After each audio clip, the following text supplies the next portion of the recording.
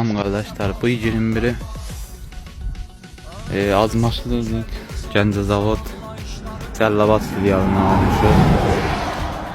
1000 saat garantiyası var güya. 1 il karantiya verirlər. Təkərlər var eləmsi. Zadar olur, qopur tökülür. Belənsi zadar olur, qopur tökülür. Təkərlər. Mənim özümün 2019-un texnikam var. Göylərdən.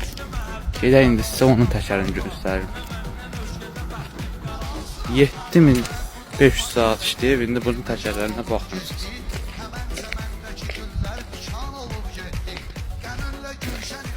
Bax, təkərə bax. 1 qram bu təkərdə söhbət ola bilmir. Deməli, bunun təkərləri pişməyibdir.